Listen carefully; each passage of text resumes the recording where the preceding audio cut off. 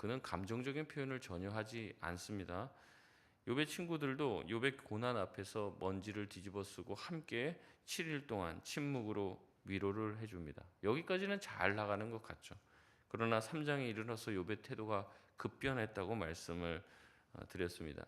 자신의 생일을 저주하고 재앙의 원인이 어디에서부터 왔는지 나는 모르겠다라고 그가 한탄을 하자 욥의 친구 중 하나인 이 제일 나이가 많은 엘리바스가 욥의 이야기를 듣고 이제는 입을 열어 말하기를 시작하는 내용이 4장, 5장의 내용입니다. 4장의 내용은 어제 살펴봤고 오늘은 5장의 말씀이죠.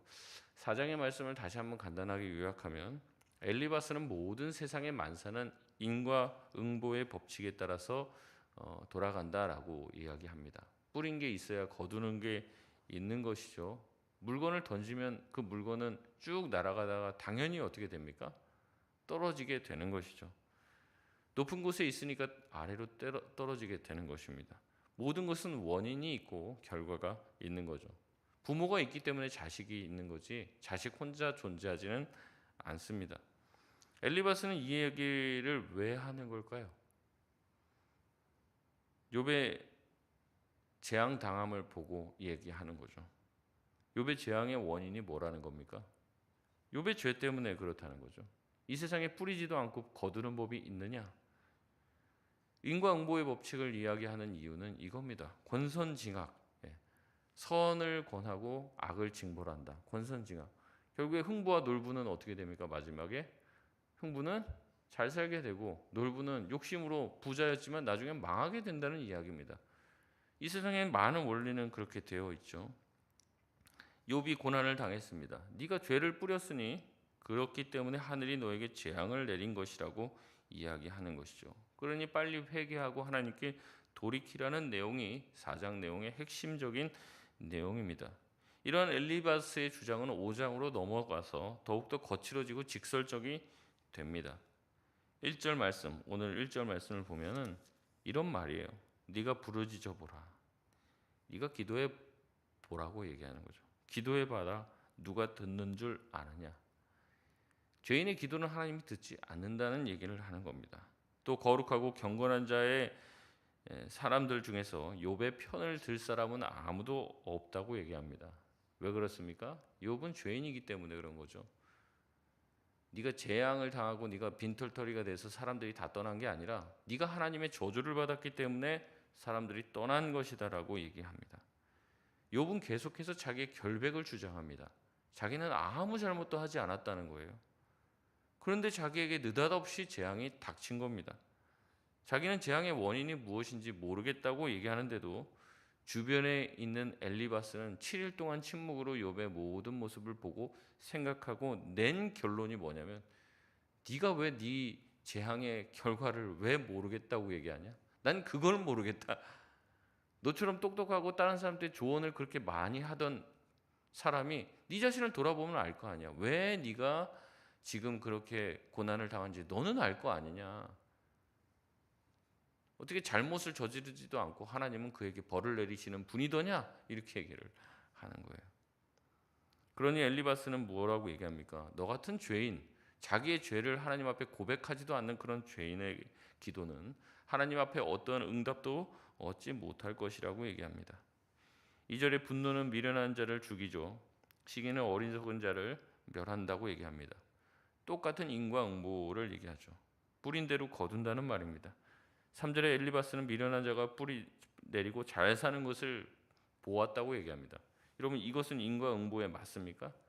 안 맞죠. 미련한 자가 뿌리고 잘 살지 못하는 게 인과응보죠. 자기가 근데 그런 사람도 보았는데 그렇게 쭉 잘 살다가 갑자기 어떻게 된다는 거예요? 저주를 받아서 갑자기 망하게 된 것을 보면서 어떻게 된다는 거예요? 인과응보의 법칙이 여전히 유효하다라고 얘기하는 거죠. 역시 뿌린 대로 거두는 것입니다. 제가 말씀을 그전에도 몇 번 드렸는데 이 욥기를 읽어봤을 때 제가 다른 역본으로도 좀 찾아보라고 말씀드렸는데 이 쉬운 성경이나 우리말 성경이 제일 와닿아요. 세번역 성경으로 받아도 좀 딱딱하고 지금 무슨 말을 하는지를 모르는데 쉬운 성경이나 아마 우리말 성경이 있으시면 꼭 한번 보십시오. 무슨 말인지 대화식으로 굉장히 잘 되어 있습니다. 4절에 그 미련한 자의 자식들은 구원에서 멀다고 얘기합니다. 그 자식들이 성문에서 매를 맞아도 구해주는 자가 없다고 얘기하죠. 5절에서 7절까지 말씀도 다 그렇습니다. 불완전한 인생은 원래가 고생스럽고 문제가 많고, 그렇기 때문에 그들이 저지른 문제로 인하여서 고초를 당한다는 겁니다. 그래서 우리 인생의 대부분의 고난은 누구 때문에 그렇다는 겁니까? 자기 때문에 그렇다는 거죠. 자기의 죄 때문에 그렇다는 겁니다. 자기의 죄나 아니면 남의 죄 때문에 그런 것이지, 하나님은 착한 일을 한 사람한테 벌을 내리거나 나쁜 일을 한 사람을 그냥 넘어가거나 복을 주는 일은 없다고 얘기하는 겁니다. 그러면서 엘리바스는 8절에 이렇게 얘기합니다. 나라면 하나님을 찾겠고 나라면 하나님께 의지할 것이다. 왜냐하면 하나님은 전능하시고 모든 것을 다 회복시킬 수 있는 분이기 때문에 그런 것이죠. 여러분, 엘리바스의 말은 참으로 맞는 말입니다. 우리가 위기의 때, 환난의 때 하나님을 찾고 하나님을 의지해야 될 줄 믿습니다. 근데 이 말을 지금 욥에게 왜 할까요? 한번 생각해 보십시오. 엘리바스의 시선에서 욥은 하나님을 찾고 하나님을 의지하는 자입니까? 아니죠. 아니니까 이 얘기를 하는 거예요. 엘리바스의 보기에는 욥은 하나님을 의지하거나 하나님을 쫓는 자가 아닌 거예요. 예를 들면 이렇습니다. 어떤 성도님이 저를 찾아와서, 목사님, 제가 이것저것 때문에 힘들어요. 제가 한참 가만히 있다가, 그러니까 왜 기도 안 하세요? 이렇게 얘기를 한다고 생각해 보세요. 그러니까 왜 하나님을 의지 안 하시냐고요. 제가 그렇게 나무란다고 한번 생각해 보십시오. 그러면 제가 그 성도를 바라봤을 때, 이 성도는 기도도 안 하고 하나님을 의지하지 않으니까 벌을 받는다라고 제가 생각한다고 그분이 느낄 것 아니에요? 그렇죠? 엘리바스, 지금 너가 왜 기도하지 않느냐? 네가 하나님을 왜 의지하지 않느냐? 그런 얘기는 뭐라고 얘기하는 겁니까? 욥이 지금 고난과 환난 중에도 하나님 앞에 돌아가고 회개하지 않고 하나님께 기도하지 않는다고 얘기하는 거예요. 그러니까 지금 네가 이 모양이죠. 이 모양이다. 하나님은 어떤 분이냐? 하나님께 나아가고 하나님께 기도하는 자를 회복시켜 주시고 전지전능한 능력으로 다시 한번 그를 세우시는 분이라는 거죠. 여러분, 하나님은 정말 그런 분입니다. 근데 욥이 그거 안 해봤겠냐는 거죠. 욥이 하나님을 의지하지 않고 하나님께 기도 안 했겠습니까? 했겠죠. 근데 엘리바스 눈에는 네가 했다면 하나님은 반드시 어떻게 한다는 거예요? 회복시켜 줄 거라는 거죠. 근데 네가 지금 아직도 회복이 안 되고 네 재앙이 더욱더 심해지는 걸 보니까 너는 기도하지 않는 사람이다. 너는 하나님을 의지하지 않는 사람이다. 그렇게 얘기하는 거예요. 엘리바스가 얘기를 했죠. 얘기했는데도 욥은 여전히 그의 눈에 회개할 기색이 보이지 않습니다. 엘리바스 눈에 봤을 때 욥은 입에서 부정적인 말을 내뱉는 거죠. 생일을 막 저주하고 세상을 만드신 하나님을 향해 한탄합니다. 그러니까 깨닫는 거죠. 야, 욥이 겉으로 저렇게 신실한 줄 알았더니 속으로는 아니구나. 하나님이 저 사람의 겉모습에 속지 않고 저 사람의 속에서 있는 그런 악독함, 그것 때문에 심판하셨구나. 더욱더 확신을 가지게 됩니다. 그래서 얘기하는 거예요. 그는 하나님을 찾지도 않고 하나님을 의지하지도 않는 자라고 생각하게 된 것입니다. 저렇게 가식적인 욥이었으니 이 재앙을 받아도 아마 할 말이 없는 걸 거야 라고 엘리바스는 생각합니다. 그러면서 욥에게 충고를 하는 거죠. 야, 나라면 하나님을 찾겠고 나라면 내 일을 하나님께 의탁하고 의지할 것이다. 엘리바스는 하나님의 위대하심을 9절에서 16절까지 말씀하십니다.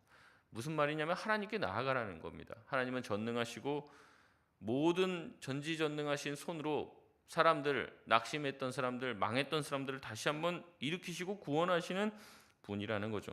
그러니까 17절에 또 얘기합니다. 하나님께 징계받은 욥아. 욥이 당하는 일을 징계라는 표현을 씁니다.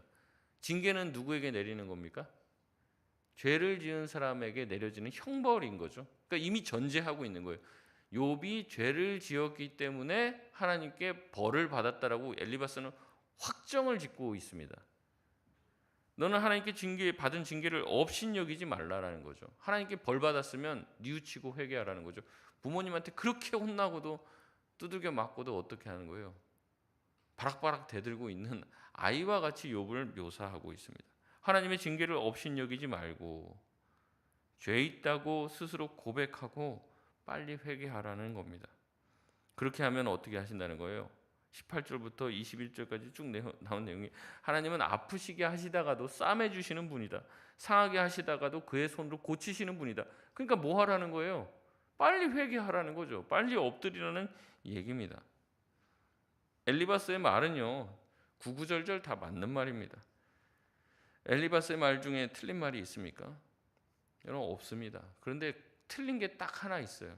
욥에 대한 그의 판단은 완전히 틀렸습니다. 그가 하나님에 대해서 말하는 것은 틀린 말은 아니에요. 하나님은 그런 분이시죠. 회개하고 주님께 돌아오는 자를 고치시고 용서해 주시고 받아주시고 망했던 자들도 주님께 돌아오면 주님께서 회복해 주십니다. 문제는 뭐냐면요, 그가 욥을 대하는 태도예요. 여러분, 다시 한번 얘기하겠습니다. 하나님이 욥에 대해서 뭐라고 평가를 하십니까? 두 번이나 뭐라고 그래요? 그는 순전하고 정직하고 하나님을 경외하고 악에서 떠난 자다라고 얘기합니다. 욥이 지금 무슨 뭘 잘못해서 지금 이 징계를 받았습니까? 아니에요. 전혀 아니에요. 욥이 행한 건 의로움밖에 없습니다. 하나님의 말씀대로 살려고 했고, 실수로라도 하나님의 말씀을 어길까 봐 벌벌벌 떨면서 하나님을 의식하면서 살았던 사람이 욥이에요. 근데 그 욥이 선을 행한 결과가 뭡니까? 재앙인 거예요. 그 욥 자신도 지금 혼란스럽습니다. 자기는 하나님 앞에 의롭게 행한 것밖에 없는데 왜 하나님이 지금 자기를 치실까? 이게 퀘스천 마크인 거예요. 그런데도 사람들은 쉽게 어떻게 얘기합니까? 네가 벌을 받는 걸 보니까 뭐라는 거예요? 너는 죄인이다. 이렇게 쉽게 결론을 내리고 평가를 합니다. 욥은 어때요? 지금 애매하게 고난을 받고 있습니다. 이유 없이 고난을 받고 있어요. 이 세상에 그런 고난이 있다는 거예요? 없다는 거예요?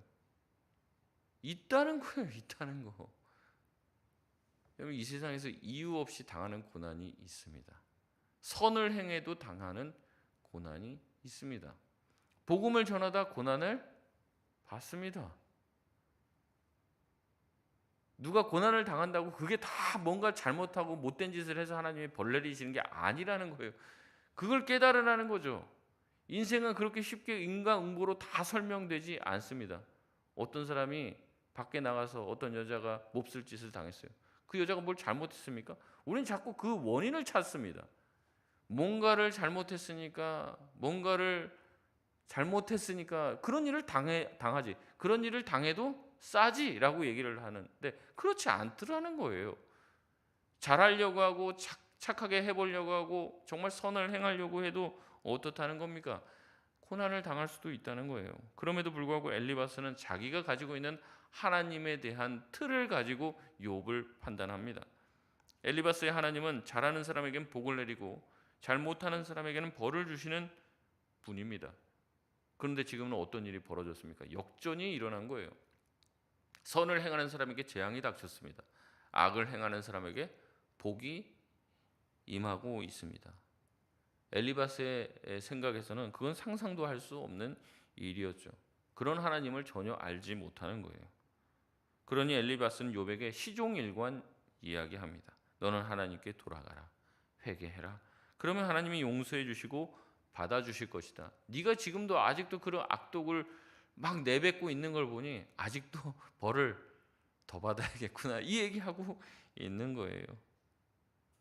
그렇게 27절에 엘리바스는요, 변하지 않고 바뀌지 않는 욥을 향해서 이렇게 얘기합니다. 이 모든 게 우리가 이 인생을 깊이 연구해 본 결과이다. 그러니 욥아, 너보다 조금 더 산 욥아, 내가 말한다. 내가 충고한다. 내 말을 좀 들어라. 그래야지 하나님이 너의 모든 고난에서 너를 건져 주실 것이다 라고 이야기합니다. 여러분, 엘리바스의 이 말은 다시 말씀드리지만 틀린 말이 하나도 없습니다. 하나님은 정말 그런 분이죠. 하나님께 돌아오는 자, 회개하는 자, 하나님께 도움을 구하는 자의 손길을 외면하지 않습니다. 구구절절 다 옳은 말인데 그게 욥에게는 지금 들어맞지가 않는 거예요. 욥에게는 이 모든 말이 칼날처럼 자기에게 박히는 겁니다. 자기도 지금 퀘스천이에요. 내가 왜 이 일을 당했는지 자기도 모르겠는데 옆에서는 답을 가지고 와서 얘기합니다. 너는 죄인이야. 빨리 회개하고 주님 앞에 돌이켜. 그래야지 네 가정에게 임한 재앙이 없어질 것이야. 그 얘기를 하는 거예요. 그러니까 얼마나 이 말들이요, 본인도 평소에 즐겨 하던 말이었을 거예요. 그 말들이 자기 가슴에 비수와 같이 찌르는 거예요.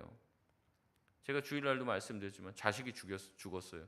그런데 찾아와서 누군가 위로하면서 한다는 말이, 그러니까 평소 말씀대로 좀 살지. 왜 하나님은 자식을 3, 4대 다 잘되게 하시는 분인데 왜 당신의 자녀를 데려갔겠냐? 당신이 뭔가 죄를 지어서 그런 거 아니야? 빨리 회개라 해라. 다른 자식도 데려가기 전에.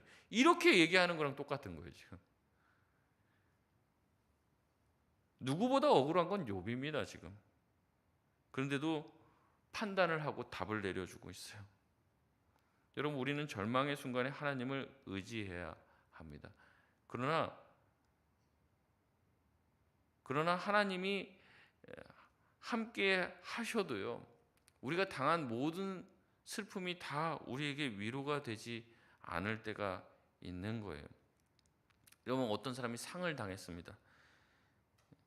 제가 이제 장례 예배를 참여를 하는데, 이제 그 장례를 드리는 유가족들이 너무 많이 우시더라고요. 굉장히 이제 그 부모님을 사랑하셨던 것 같은데, 막 우니까 그 주례를 하던, 아니 장례 그 예배를 이제 인도하는 목사님이 하도 우니까 뭐 예배가 진행이 잘 안 되니까 이제 얘기하신 것 같은데, 이제 얘기를 하는 거예요. 아니 왜 이렇게 우냐고. 천국에서 어차피 만날 건데 왜 이렇게 우냐고. 믿음이 그렇게 없냐고. 막 그렇게 야단을 치시더라고요. 근데 지금 도대체 무슨 말씀을 하시는 건가, 이런 생각이 드는 거예요. 여러분, 물론 우리가 죽어도 나중에 천국에서 다 같은 신앙을 가지고 있으면 천국에서 만나겠죠. 그리고 그분은 지금 우리보다 더 좋은 천국에 가시겠죠. 그렇지만 내일 다시 만나는 것도 아니잖아요. 한동안 우리가 다시 주님 앞에 가기 전까지는 한동안 떨어져 있고, 또 육신적으로 같이 함께 안고 손을 잡고 이러고 있을 수가 없게 됐잖아요. 이제는 보냈잖아요. 그것 때문에 마음이 슬픈데 그걸 이해를 못하고 오히려 야단을 치면서, 야, 부활의 신앙이 있냐 없냐 이렇게 얘기한다는 거죠. 그 목사님 말이 틀린 말은 아니에요. 근데 전혀 위로가 되지 않고 전혀 공감이 되지 않고, 도대체 이분이 정말 사람의 고통에 대해서 이해하고 있는가라는 생각이 드는 거죠. 여러분, 너무 맞는 말을 골라서 하는 사람들이 있습니다. 옳지 않다는 거죠. 오히려 그 사람들의 말에는 핏기가 없어요. 인간미가 없습니다. 여러분, 예수님이 그렇게 하셨을까요? 여러분, 그렇게 하지 않았습니다. 예수님은 늘 맞는 말만 내세우지 않았습니다. 죽은 나사로를 살리면서도 예수님은 우셨습니다. 간암하다가 끌려온 여인이 있었어요. 법대로 하면 어떻게 합니까? 죽여야 되는 거죠. 그렇지만 그를 정죄하지 않고 그녀를 놓아주었습니다. 예수님을 부인한 그 베드로를 끝까지 추궁하지 않으셨습니다. 예수님은 제자들을 사랑하시되 끝까지 사랑하셨다고 이야기하셨습니다. 여러분, 맞는 말을 자꾸 우리는 하고 싶어요. 소위 말하면 잔소리죠. 그래서 고쳐야지 될 것 같은 거예요. 여러분, 근데 비난과 비판은 사람을 바꾸지 못합니다. 그렇다면 예수님이 비난만 하셨겠죠. 예수님은 잘못된 것을 교정해 주시기도 하셨지만, 예수님은 끝까지 사랑하심으로 사람들을 변화시켜 주셨습니다. 우리 죄를 공격하지만 않으셨다는 거죠. 우리 죄를 위해서 먼저 죽어주심으로, 먼저 사랑하심으로 우리 죄를 용서해 주시고 우리를 변화시켜 주신 것이죠. 사랑만이 길입니다. 사랑만이 사람을 변화시킬 수 있습니다. 사랑만이 누군가를 용서해주고 받아줄 수 있다는 거죠. 누구든지 예수님께 돌아오기만 하면 용서와 사랑을 받을 수 있었습니다. 누가 예수님께 왔더니 예수님한테 지적만 당하고 비난만 당했다, 이런 사람이 없다는 거죠. 예수님 가까이 가서 예수님의 사랑과 은혜를 경험하고 자기의 죄를 스스로 고백하며 회개하게 되는 것이죠. 여러분, 제가 말씀드렸습니다. 욥은요, 예수님을 예표한다고 얘기했어요. 예수님이 십자가에서 죽으실 때 많은 사람들은 예수님이 십자가에 죽고 나무에 달리는 이유가 예수님이 신성모독죄를 저질렀고 예수님이 잘못했기 때문에 어떻게 된다는 거예요? 십자가에서 죽는 것이 당연하다고 그 당시 사람들이 생각을 했습니다. 근데 이 욥을 통해서 예표하는 거예요.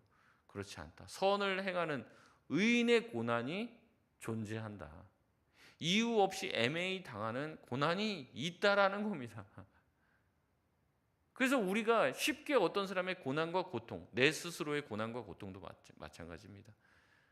그것도 쉽게 판단하지 말라는 거죠. 쉽게 결론 내리지 말라는 겁니다. 다 인과의 법칙으로 작동하지 않는다는 거예요. 너희들이 그렇게 고난에 대해서 깊이 아냐. 이제 뒤로 가면은 이제 하나님이 더 얘기합니다. 니네들이 뭘 안다고 자꾸 인생에 대해서 논하냐, 신앙에 대해서 논하냐, 알지도 못하는 것들이. 이제 하나님이 그 얘기를 하시거든요. 말씀을 맺겠습니다. 지금은요, 맞는 말을 하는 사람보다 참 사랑을 보여주는 사람이 필요한 시대입니다. 맞는 말을 하는 사람들은 너무 많아요. 신앙의 고수들, 신앙의 박사들이 그렇게 많습니다. 그래서 이래야 된다 저래야 된다 하는 말들이 너무 많아요. 그러나 한 사람을 변화시킬 때까지 사랑하는 그 사랑의 행동, 위로의 말과 적절한 말을 하는 사람들은 찾아보기 어렵습니다. 뭐 틀려서 틀렸다라고 말하는 거 얼마나 그게 쉽습니까? 틀려서 잘못됐다 말하는 거 쉽습니다. 지각하는 사람들한테 왜 지각하냐라고 소리치기는 쉽지만 그 사람이 지각 안 하도록 그 사람을 사랑해주고 품어줘서 결국에 그 사람이 지각하지 않는 사람이 만드는 건 어려운 일인데, 어려운 일은 안 하고 소리 지르고 야단치는 일만 급하게 해 나가는 것이죠. 여러분, 우리는 엘리바스가 돼서는 안 됩니다. 남의 신앙의 모습을 나의 틀로 함부로 판단하고 결론 내리고 조언해서는 안 되는 거죠. 어쩌면 엘리바스는 오히려 계속 침묵하고 옆에 있어주는 게 더 나았을지도 모릅니다. 여러분, 우리는 엘리바스가 아닌 예수님을 닮아가야 될 줄 믿습니다. 예수님의 마음으로 교회 안에 한 사람 한 사람을 사랑하며 그들에게 적절한 사랑과 위로의 말을 건네며 주님이 기뻐하시는 공동체를 만들어갈 수 있는 저와 여러분 되시길 바랍니다. 우리 합심해서 기도하겠습니다. 오늘 말씀을 기억하며 주님, 때로는 나의 옳은 말이 누군가에게는 비수와 같이 꽂힐 수도 있다는 것을 기억하게 하여 주시옵소서. 나의 신앙의 틀로 평가하지 않게 하시고 사랑하며 감싸 안을 수 있는 우리 모두가 되게 하여 달라고 우리 주여 한번 부르짖고 합심해서 기도하고 자유롭게 기도하고 돌아가시겠습니다. 주여, 하나님 아버지 감사합니다. 주님, 우리 가운데 주신 하나님의 말씀과 하나님의 은혜를 기억하며 나아갈 수 있는 저희 모두가 되게